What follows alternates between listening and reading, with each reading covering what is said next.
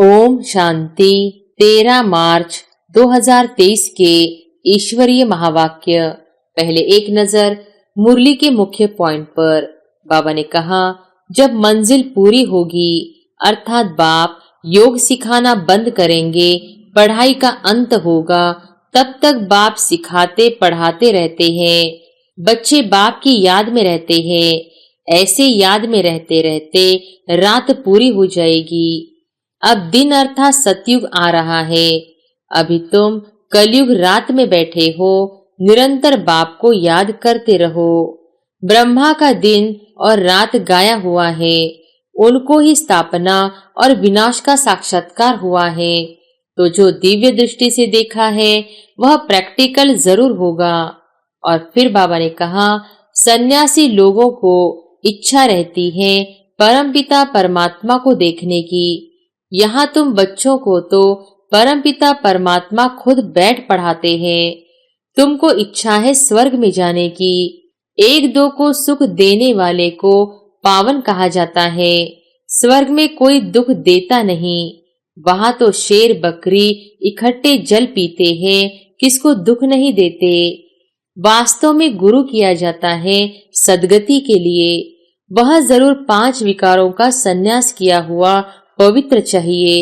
बाकी गृहस्थी गुरु करने से क्या फायदा। और फिर लास्ट में बाबा ने कहा, अंधा बुद्धिहीन बनाती है माया रावण। सब पत्थर बुद्धि बन जाते हैं। इसलिए बाप कहते हैं, यह जो भी शास्त्र आदि है इन सब का सार मैं आकर सुनाता हूँ। हम तो सारी सृष्टि को स्वर्ग बनाते हैं। इतनी मेहनत करते हैं तो जरूर मालिक भी हमको बनना पड़ेगा ना। कोई तो राज्य करेगा ना।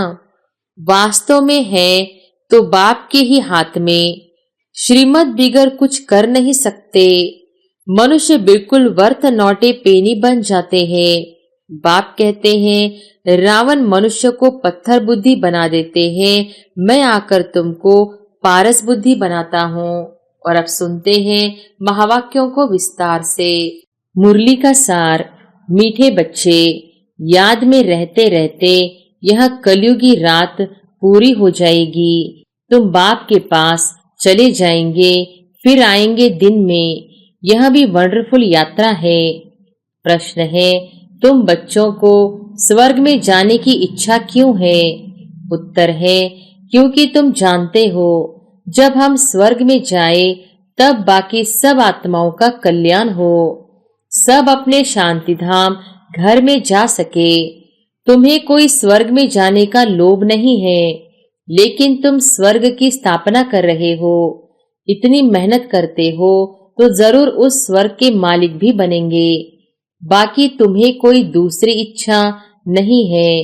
मनुष्य को तो इच्छा रहती है हमें भगवान का साक्षात्कार हो, लेकिन वह तो तुम्हें स्वयं पढ़ा रहे हैं। गीत है, रात के राही थक मत जाना, सुबह की मंजिल दूर नहीं। ओम शांति। रात के राही का अर्थ तो बच्चे नंबरवार पुरुषार्थ अनुसार जानते होंगे। अगर बच्चों का स्वदर्शन चक्र फिरता रहता है, स्मृति में रहते हैं, तो वह समझ सकेंगे कि बरोबर हम दिन अर्थात स्वर्ग के कितना नजदीक पहुंचे हैं। बच्चों को समझाया है यह बेहद का दिन और रात है। ब्रह्मा की बेहद की रात कहा जाता है। शास्त्रों में कितना अच्छा नाम लिखा हुआ है। ऐसे नहीं कहा जाएगा कि लक्ष्मी नारायण की भी रात होगी। नहीं, ब्रह्मा का दिन ब्रह्मा की रात कहा जाता है। लक्ष्मी नारायण तो वहां राज्य करते थे। फिर जरूर सृष्टि चक्र को फिरना है। लक्ष्मी नारायण का राज्य फिर सतयुग में आना है। सतयुग के बाद त्रेता, द्वापर, कलयुग जरूर आना है। तो जरूर सतयुग में फिर वही राजा होना चाहिए। यह ज्ञान सिर्फ शिव बाबा ही ब्रह्मा द्वारा तुम बच्चों को देते हैं। इसलिए तुमको ही यह सृष्टि चक्र का ज्ञान है, देवताओं को नहीं है। तुम ब्राह्मणों की बुद्धि में यह चक्र फिरता है। इसलिए नाम रखा है ब्रह्मा और ब्रह्मा कुमार कुमारियों की रात। अभी तुम चल रहे हो दिन तरफ। सतयुग को दिन, कलयुग को रात कहा जाता है। तुम बच्चे जानते हो हमारी यह यात्रा कलयुग के अंत और सतयुग आदि के संगम पर ही होती है। तुम बैठे कलयुग में हो, तुम्हारी बुद्धि वहां है।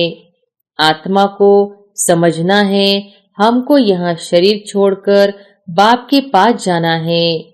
शरीर तो अंत में छोड़ेंगे जब मंजिल पूरी होगी, अर्थात बाप योग सिखाना बंद करेंगे। पढ़ाई का अंत होगा, तब तक बाप सिखाते पढ़ाते रहते हैं। बच्चे बाप की याद में रहते हैं। ऐसे याद में रहते रहते रात पूरी हो जाएगी और तुम बाप के पास चले जाएंगे। फिर तुम आएंगे दिन में। यह है तुम्हारी वंडरफुल यात्रा। बाप दिन स्थापन करते हैं तुम ब्रह्मा कुमार कुमारियों के लिए। अब दिन अर्थात सतयुग आ रहा है। अभी तुम कलयुग रात में बैठे हो। निरंतर बाप को याद करते रहो। बाप ने समझाया है सभी को मरना है जरूर। मनुष्य पूछते हैं कब मरना है, कब विनाश होगा। अब दिव्य दृष्टि से विनाश का साक्षात्कार किया हुआ है, फिर इन आंखों से देखना जरूर है। और स्थापना जिसका साक्षात्कार करते हैं वह भी इन आंखों से देखना है। मुख्य जिस ब्रह्मा का दिन और रात गाया हुआ है उनको ही स्थापना और विनाश का साक्षात्कार हुआ है। तो जो दिव्य दृष्टि से देखा है वह प्रैक्टिकल जरूर होगा। भक्ति मार्ग में जो कुछ साक्षात्कार होता है वह दिव्य दृष्टि से देखते हैं। तुम भी दिव्य दृष्टि से देखते हो। तुमको किसी चीज की इच्छा नहीं रहती है। सन्यासी लोगों को इच्छा रहती है कि परमपिता परमात्मा को देखने की। यहाँ तुम बच्चों को तो परमपिता परमात्मा खुद बैठ पढ़ाते हैं। तुमको इच्छा है स्वर्ग में जाने की। बच्चे जानते हैं कि हम स्वर्ग में जाएंगे तो सभी का कल्याण हो जाएगा। अभी तुम बच्चे जानते हो बेहद का बाप जो मनुष्य सृष्टि का रचयिता बीज रूप है वो झाड़ के आदि मध्य अंत को जानते हैं। हम उस बाप को और उनके वर्षे को जानते हैं। जैसे वह झाड़ होते हैं, जानते हैं यह आम का झाड़ है। बीज बोने से पहले 2-4 पत्ते निकलते हैं, फिर झाड़ बड़ा होता जाता है तो वह है जड़ बीज। यह बाप है मनुष्य सृष्टि का चैतन्य बीज रूप। उसे ही नॉलेजफुल कहा जाता है। बच्चे जानते हैं यह पाठशाला है जिसमें यह विद्या पढ़ाई मिल रही है और तुम योग भी सीख रहे हो। इस विद्या से तुम भविष्य प्रिंस प्रिंसेस बनते हो। आत्मा पवित्र जरूर चाहिए। अभी तो सब अपवित्र है, परंतु कोई को पतित कहो तो मानेंगे नहीं। कहते हैं कृष्णपुरी में भी 1-2 को दुख देने वाले कंस जरासंधी आदि थे। 1-2 को सुख देने वाले को पावन कहा जाता है। स्वर्ग में कोई दुख देता नहीं। वहां तो शेर बकरी इकट्ठे जल पीते हैं, किसको दुख नहीं देते। परंतु यह बातें कोई समझते थोड़ी ही है। जो शास्त्र पढ़े हैं वही बातें बुद्धि में आ जाती है। देवताओं के पुजारी अपने को खुद ही चमाट मारते हैं। हिंदुओं ने आपे ही अपने को चमाट मारी है। अपने देवताओं की बैठ निंदा की है। क्राइस्ट बुद्ध आदि की कितनी महिमा करते हैं, देवताओं की बैठ निंदा करते हैं। यह धर्म की ग्लानि हुई ना। गीता में भी कहते हैं यदा यदा ही धर्मस्य, नाम भी भारत का है। भारत ही भ्रष्ट और श्रेष्ठ बनता है। श्रेष्ठ थे लक्ष्मी नारायण, भ्रष्ट मनुष्य श्रेष्ठ को माथा टेकते हैं। सन्यासी भी पवित्र रहते हैं, परंतु भगवान को जानते नहीं, अपने को ही भगवान कह देते हैं। बाकी दूसरे जो भी गुरु आदि है, पतित है, विकार में भी जाते हैं। पतित कहा जाता है विकारी को, वह पावन को नमस्कार करते हैं। सन्यासियों को गुरु करते हैं तो भी इसलिए कि हमको आप समान पावन बनाए। आजकल सन्यासी तो कोई मुश्किल बनते हैं, वे गृहस्थी को गुरु करने से क्या प्राप्ति होगी, जबकि वे खुद ही पतित है। परंतु नई आत्माएं आती हैं तो उन्हों की कुछ महिमा निकलती है। किसको पुत्र मिला, किसको धन मिला तो खुश हो जाते हैं, फिर एक दो को देख सब गुरु करते रहेंगे। वास्तव में गुरु किया जाता है सद्गति के लिए। वह जरूर 5 विकारों का संन्यास किया हुआ पवित्र चाहिए। बाकी गृहस्थी गुरु करने से क्या फायदा। बड़े बड़े गृहस्थी गुरु है जिनके हजारों फॉलोअर्स है, कोई एक ने गुरु किया तो वह गद्दी चली आती है। शिष्य लोग उनके पांव धोकर पीते हैं, इसको अंधश्रद्धा कहा जाता है। मनुष्य भले गाते हैं कि हे भगवान अंधों की लाठी तू, परंतु इसका अर्थ भी नहीं समझते। अंधा बुद्धिहीन बनाती है माया रावण, सब पत्थर बुद्धि बन जाते हैं। इसलिए बाप कहते हैं यह जो भी शास्त्र आदि है इन सब का सार मैं आकर सुनाता हूँ। नारद का मिसाल देते हैं, उनको कहा तुम अपनी शक्ल तो देखो, लक्ष्मी को वरने लायक हो। लक्ष्मी तो स्वर्ग में होगी, अभी तुम जानते हो हमें पुरुषार्थ कर भविष्य लक्ष्मी को व नारायण को वरना है। तो यह भी यहाँ की बात है। शक्ल मनुष्य की है, सीरत बंदर की है। बाप कहते हैं अपनी शक्ल तो देखो। मनुष्य तुमको कहेंगे तुम स्वर्ग का मालिक बनने का भी लोभ रखते हो ना। उनको समझाना है, अरे हम तो सारी सृष्टि को स्वर्ग बनाते हैं, इतनी मेहनत करते हैं तो जरूर मालिक भी हमको बनना पड़ेगा ना, कोई तो राज्य करेंगे ना। बाबा ने समझाया है नंबर 1 है काम महाशत्रु, जो मनुष्य को आदि मध्य अंत दुख देता है। यह आधा कल्प का कड़ा दुश्मन है। भले ड्रामा में सुख और दुख है, परंतु दुख में ले जाने वाला भी तो है ना। वह है रावण, आधा कल्प रावण राज्य चलता है। यह बातें तुम बच्चे ही जानते हो, तुम्हारे में भी नंबरवार है। अब देखो, कहते हैं कैलाश पर्वत पर शंकर पार्वती रहते हैं। प्रेसिडेंट आदि भी अमरनाथ कैलाश पर्वत पर जाते हैं, परंतु इतना भी समझते नहीं कि वहां शंकर पार्वती कहां से आए। क्या पार्वती दुर्गति में थी जो उनको बैठ कथा सुनाई? सूक्ष्म वतन में तो दुर्गति का प्रश्न ही नहीं। कितना दूर दूर जाकर मनुष्य धक्के खाते हैं।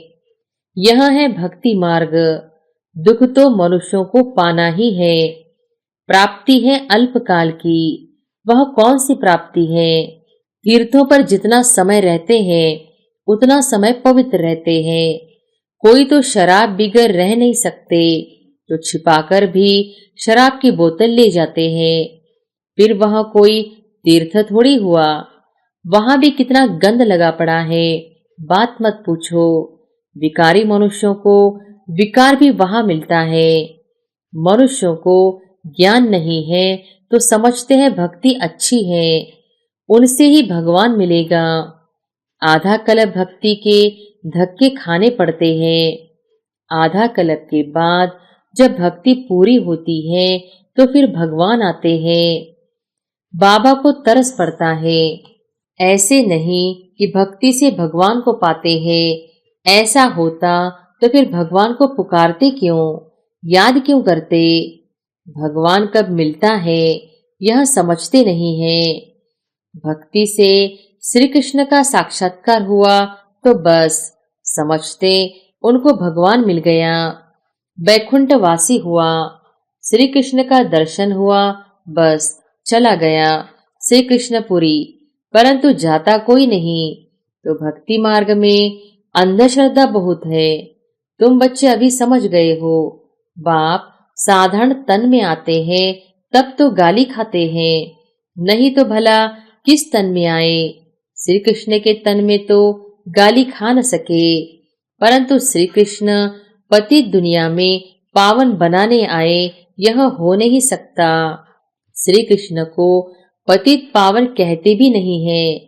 मनुष्य यह भी समझते नहीं कि पतित पावन कौन है, कैसे आते हैं, इसलिए कोई को भी विश्वास नहीं बैठता है। शास्त्रों में तो है नहीं कि कैसे ब्रह्मा तन में आते हैं। कहते भी है ब्रह्मा मुख द्वारा सूर्यवंशी चंद्रवंशी धर्म की स्थापना होती है, फिर भूल जाते हैं कि कब होती, कैसे होती।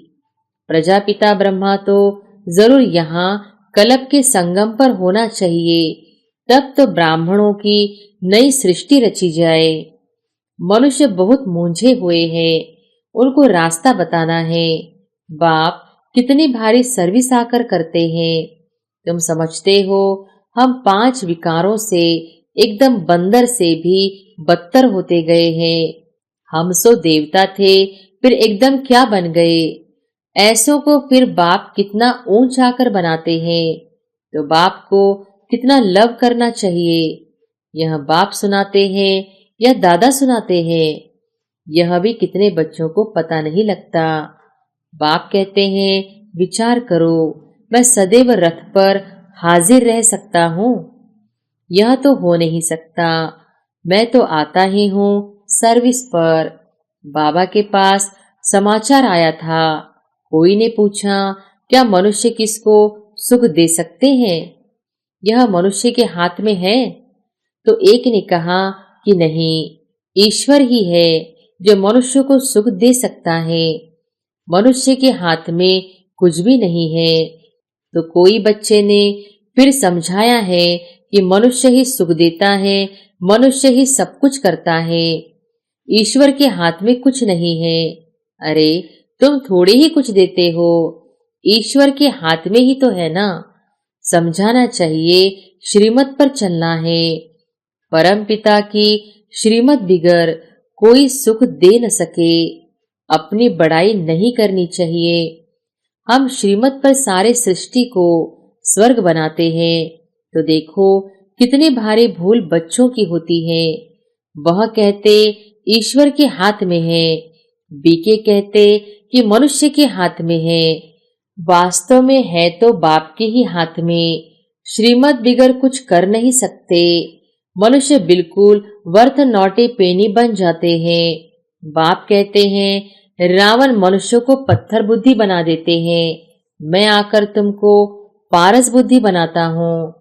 महिमा सारी बाप की करनी है। हम श्रीमत पर चल रहे हैं।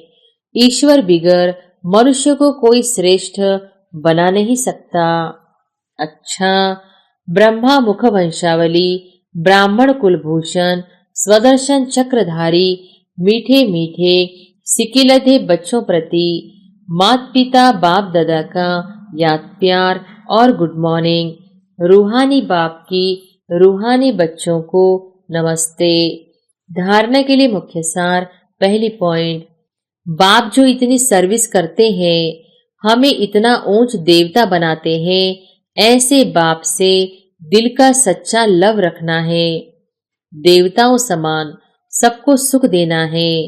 दूसरी पॉइंट, एक बाप की सदा महिमा करनी है, अपनी बड़ाई नहीं दिखानी है। वरदान है सेवा का पाठ बजाते पाठ से न्यारे और बाप के प्यारे रहने वाले सहज योगी भव। सेवा का पाठ बजाते पाठ से न्यारे और बाप के प्यारे रहने वाले सहज योगी भव।